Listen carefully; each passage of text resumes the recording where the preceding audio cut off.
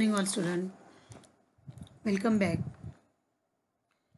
मैं गीते मैम, आपकी गणित भाग 2 की टीचर, आप सभी का ऑनलाइन सेशन में स्वागत करती हूँ।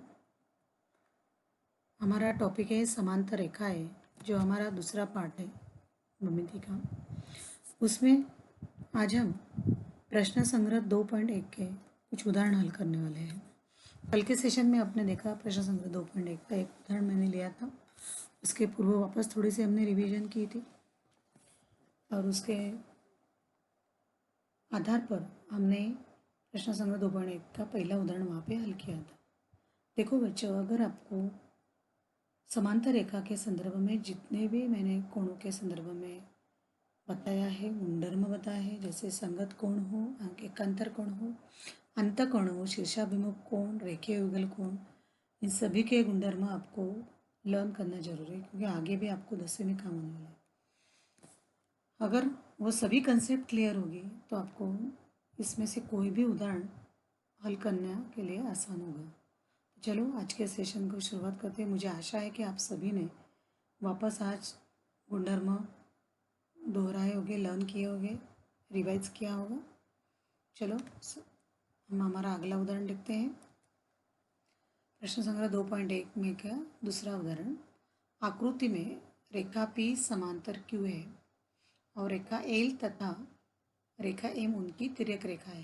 क्या दिया है देखो, आपको आकृति दी है, आकृति में P और Q समांतर रेखा दिखाई है और उनकी दो तिर्यक रेखा दिखाई, रेखा L तथा रेखा M।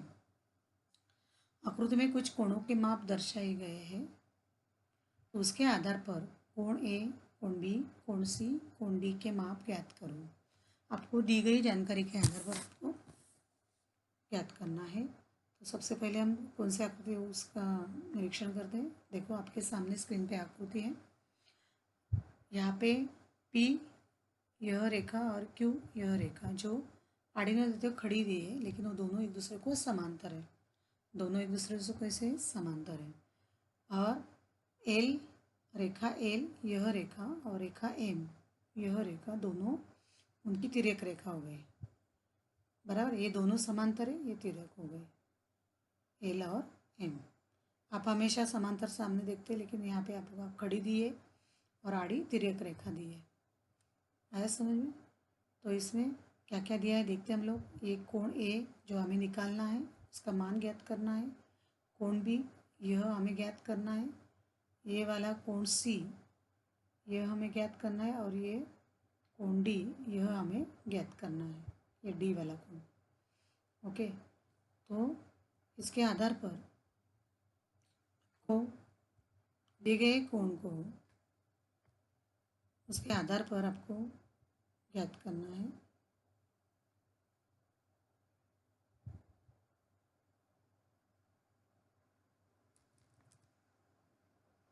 तो यहाँ पे क्या दिया है देखो, यह कोण दिया है आपको 110 अंश और इस नीचे की ओर से दिया है 115 अंश दिया है।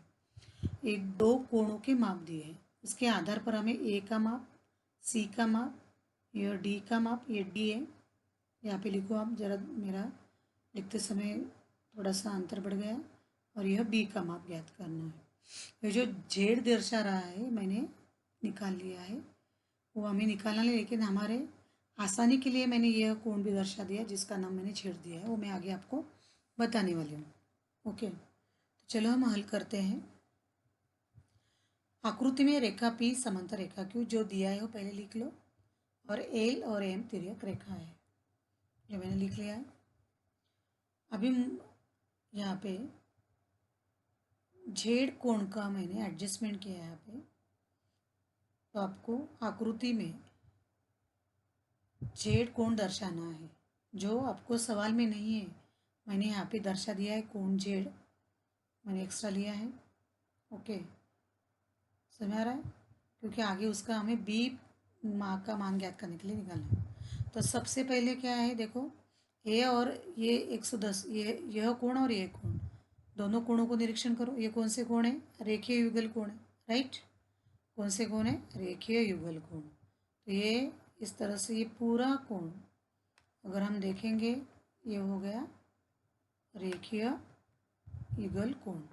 और रेखीय युगल कोण का माप पता है आपको, उनका योगफल 180 होता है। रेखीय युगल कोण कैसा होता है ये बार बार बताने की जरूरत नहीं, एक बार वापस बता रही हूँ आपको मैं। ध्यान में रखना है, ये लाइन हो गई और ये इधर यहाँ पे जो बनने वाले कोण होते हैं ये दोनों कोण ये रेखीय युगल कोण की जोड़ी होती है। ये वाला कोण, ये वाला कोण, इस तरह से ये इधर से इस बाजू से ये दोनों कोण रेखीय युगल कोण हो गए, इसलिए उनका योगफल क्या होगा। रेखीय युगल कोण का गुणधर्म क्या है, 180 होता है दोनों का योगफल। तो वही मैंने यहाँ पे लिखा है, कोण ए प्लस कोण 110 बराबर 180। रीजन दिया है रेखीय युगल कोण, रेखीय युगल कोण। अभी हम 110 का पक्षांतर कर देंगे जो माइनस हो जाएगा, तो अगले स्टेप में क्या आएगा मेरा, कोण ए बराबर 180 माइनस 110। 180 में से 110 गए, कितने बचे 70, कितने बचे 70 अंश। ओके, यहाँ पे 70, ठीक है। यहाँ पे सी गलती से लिखा हुआ है, ठीक है। तो कोण ए बराबर कितना अंश मिला हमें, कोण ए बराबर 70 अंश यहाँ पे आपको लिखना है, ठीक है। कोण ए बराबर 70 अंश दिख रहा है आपको।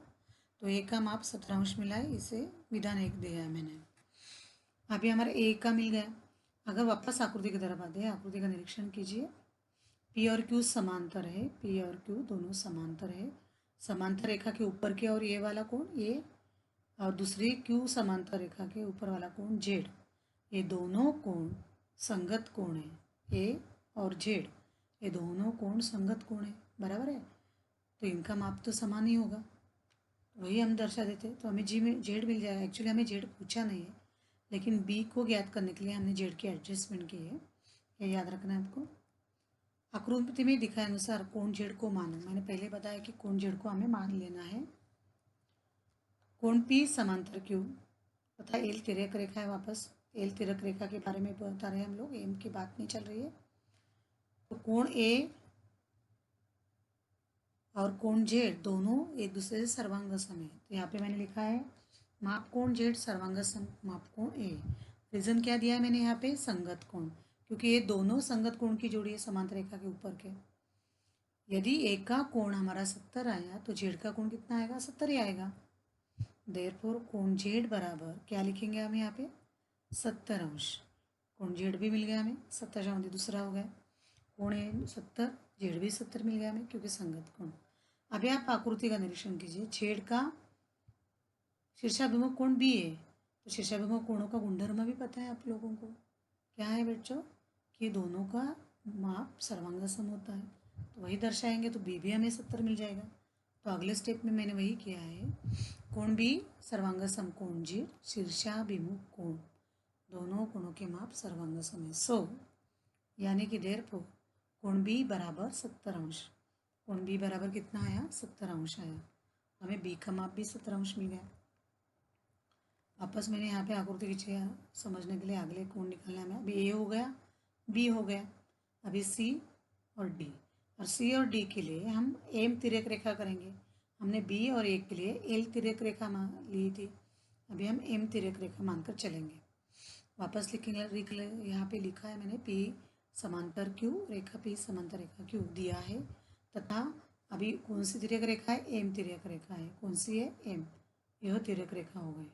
ओके, यहाँ पे क्यू समांतर रेखा के ऊपर का ये जो कोण है 115 है, और पी के ऊपर की ओर ये सी कोण है। कौन सा कोण है, सी कोण। तो ये दोनों कोण भी क्या हो गए, संगत कोण हो गए, एक दूसरे का संगत कोण। तो इसलिए मैं डायरेक्ट यहाँ पे लिख रही हूँ, यहाँ पे सी गलती से नीचे हुआ है, आप ऊपर कर लो। कोण सी बराबर 115 अंश संगत कोण, क्योंकि 115 का ये संगत कोण है, इसलिए सी का माप, सी यहाँ पे है, देखो तो समझ में आएगा। यहाँ पे ये सी है, तो वो नीचे टाइप करते समय नीचे गया है, क्योंकि मैंने इंसर्ट किया है इसलिए वो हिल गया है थोड़ा सा। तो ये यहाँ पे नहीं लेना है आपको। तो आपको ये सी कोण देखना है, समझ आ रहा है आपको। ये सी जो कोण है इसका माप हमें मिल गया,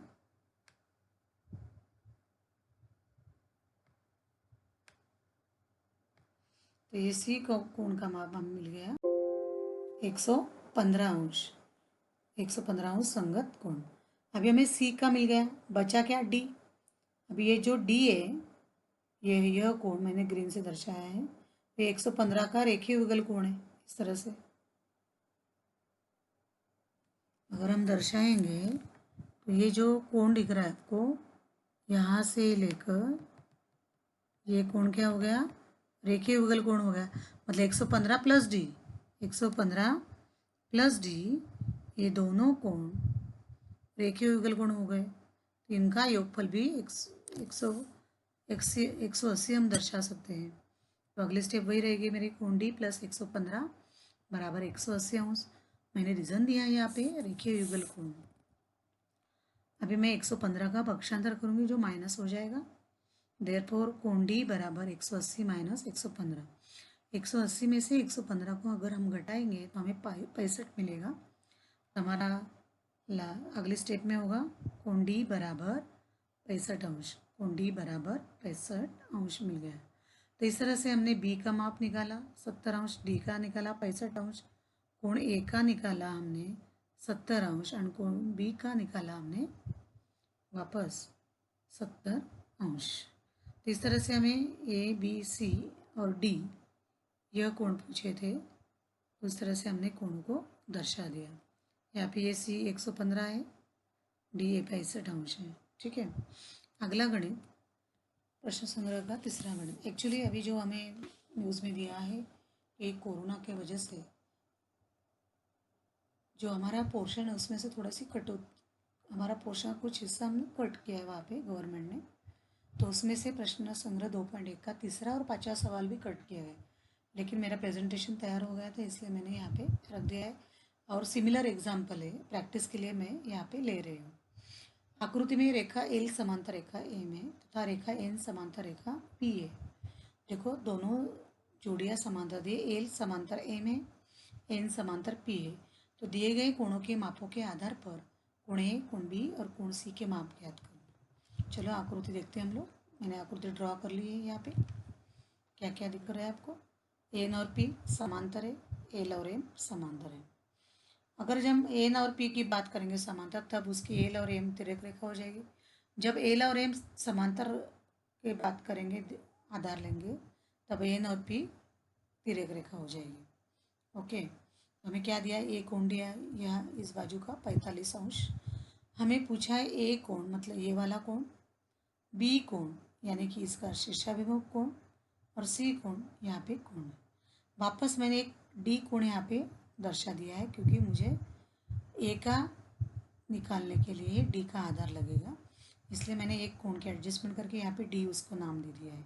क्योंकि मैं ये कोण और यह कोण दोनों कोण संगत कोण दर्शा के डी का माप लेकर ये आगे दिखाऊंगी। ठीक है, चलो फिर हल करते हैं हम लोग। प्रथम कोण डी को आकृति में मान लेते हैं, जो मैंने मान लिया ऑलरेडी। रेखा एल समांतर एम, अभी हम रेखा एल और एम की बात कर रहे हैं, दोनों समांतर है। यदि ये दोनों समांतर हो गए, एल और एम ये दोनों समांतर हो गई, तो एन और पी तिर्यक हो गई। लेकिन हमें फिलहाल एन की जरूरत नहीं, हम पी की बात करेंगे। तो पी उनकी तिर्यक रेखा है, पी उनकी तिर्यक रेखा है। क्या लिखा मैंने, एल समांतर एम, यह पी रेखा उनकी तिर्यक रेखा है। तो यहाँ पे ये 45 कोण समांतर रेखा के ऊपर का, दूसरी समांतर रेखा के ऊपर का कोण डी, ये दोनों संगत कोण की जोड़ी है। यदि ये दोनों संगत कोण है तो इनका माप भी समान होगा। डायरेक्टली राइट, यहाँ पे आप डायरेक्टली लिख सकते हैं कोण डी बराबर 45 अंश संगत कोण, कोण डी बराबर 45 अंश संगत कोण। इसे एक मैंने दे दिया नाम। अभी ए और डी, इसमें ये निकाल सकते, ये रेखीय युगल कोण की जोड़ी हो गई, देख रहे हैं ना आप लोग। तो इस तरह से ये ए और डी को मैं क्रम जोड़ रही हूँ, तो ये पूरा आपको मिलेगा रेखीय युगल कोण की जोड़ी। इरेज कर रही हूँ मैं थोड़ा सा, ठीक है। तो इस तरह से आप रेखीय युगल कोण की जोड़ी का वापस गुंडर में यहाँ पे लगा सकते हैं। रेखीय युगल कोण का माप कितना अंश होता है, 180 अंश। तो मैंने वही लिखा है यहाँ पे, ए प्लस डी बराबर 180 अंश रेखीय युगल कोण। ये ए कोण और यह डी कोण, ये दोनों कोणों का योगफल 180। क्यों, क्योंकि यह दोनों कोण ये रेखीय युगल कोण है। उसका आधार लेकर मैंने 180 निकाला। डी हमने फाइंड आउट किया है 45°, वही मान पर रख देंगे यहाँ पे। कोण ए प्लस 45 बराबर 180। यहाँ पे हम 45 का पक्षांतर करेंगे, जो माइनस हो जाएगा यहाँ पर आने के बाद। देयरफॉर कोण ए बराबर 180 माइनस 45। 180 में से 45 को अगर हम घटाएंगे तो हमें 135 मिलेगा। देखो, 0 में से मतलब 10 में से 5 गए 5, कैरी 1, 8 में से 5 गए 3 और 1 में से वैसे रहेगा 135। तो कोण ए का माप कितना मिला हमें? कोण ए बराबर 135°। तो ये कोण का माप मिल गया हमें, ये इस बाजू का। तो इसका विरुद्ध कोण यानी कि शीर्षाभिमुख कोण बी है, राइट। तो दोनों कोणों का माप भी समान होता है, तो ये बराबर बी आएगा। तो बी का माप भी कितना आएगा? 135। चलो अगले स्टेप में लिखते हैं हम लोग। कोण बी सर्वांग समकोण है शीर्षाभिमुख कोणों की जोड़ी। बी सर्वांग समकोण है शीर्षाभिमुख कोण। देयरफॉर कोण बी, आकृति देखो वापस यहाँ पे मैंने निकाले, कोण बी बराबर 135°। जो ए का माप था वही मैंने यहाँ पे लिखा, क्योंकि दोनों शीर्षाभिमुख कोणों की जोड़ी है। तो बी का भी 135° है। ओके, अभी हमारा ए हो गया, बी हो गया, बचा सी कोण को हमें ढूंढना है। ओके, अगर आप अच्छे से निरीक्षण करेंगे यहाँ पे, वापस हम यहाँ पे एन और पी दोनों समांतर मान के एम को तिर्यक रेखा करेंगे। एन समांतर पी, एम यह उनकी तिर्यक रेखा है। पहले हमने पी ली थी, अभी हमने एम को ये दोनों समांतर लिए थे, राइट। अभी हम एन और पी समांतर ले रहे हैं और एम उनकी तिर्यक रेखा ले रहे हैं। तो तिर्यक रेखा, एम तिर्यक रेखा होने के कारण यहाँ पे निर्मित यह कोण समांतर रेखा के नीचे की ओर, दूसरे समांतर रेखा के नीचे की ओर, ये दोनों भी संगत कोण की जोड़ी हो गई, सी और बी। तो इनका भी माप समान हो गया। बी का 135 है, सी का भी 135। वही हमें आगे लिखना है। कोण सी सर्वांग सम कोण ए, ये डबल हो गया, ये नहीं लिखना है आपको, तो आप वही का वही उतार लेते हैं। Be careful.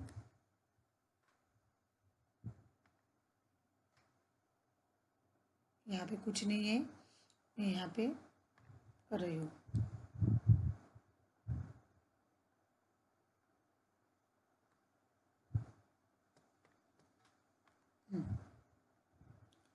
तो ये कोण सी सर्वांग समकोण है। क्या करते हैं आप बच्चे, कुछ बच्चे, मैंने जैसे यहाँ पे गलती से हुआ वही उतार देते हैं।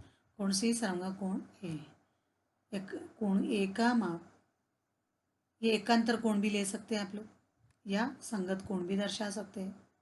ओके, तो मैंने यहाँ पे एकांतर कोण लिए। कोण सी सर्वांग सम कोण ए, इस तिर्यक रेखा के इस बाजू से ये वाला कोण और तिर्यक रेखा के उस बाजू के नीचे का कोण, मतलब ये कोण और ये सी कोण, ये दोनों एकांतर कोण हो गए। तो दोनों का माप भी समान हुआ। या आप संगत कोण भी दिखा सकते हैं, कोण सी और कोण बी, ये संगत कोण की जोड़ी है, इनका माप भी सर्वांगसम होगा। कोई भी आप आधार ले सकते हैं, संगत कोण लो या एकांतर कोण, लेकिन एक ही लो। कोण सी सर्वांगसम कोण ए, एकांतर कोण, मैंने एकांतर कोण लिखा है। देयरफॉर कोण सी बराबर 135। तो इस तरह से हमने कोणों के गुणधर्म का उपयोग करके शीर्षाभिमुख कोण, एकांतर कोण, संगत कोण, रेखीय युगल कोण, इन सभी का गुणधर्म का उपयोग करके कोण ए बराबर 135, कोण बी बराबर 135 और कोण सी बराबर 135, तीनों कोणों का माप ज्ञात किया।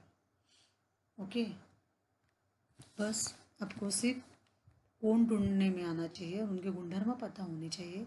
कैसे भी आकृति दी आपको, वहाँ पे आराम से दिया गया उदाहरण आप हल कर सकते हैं। आज के सेशन में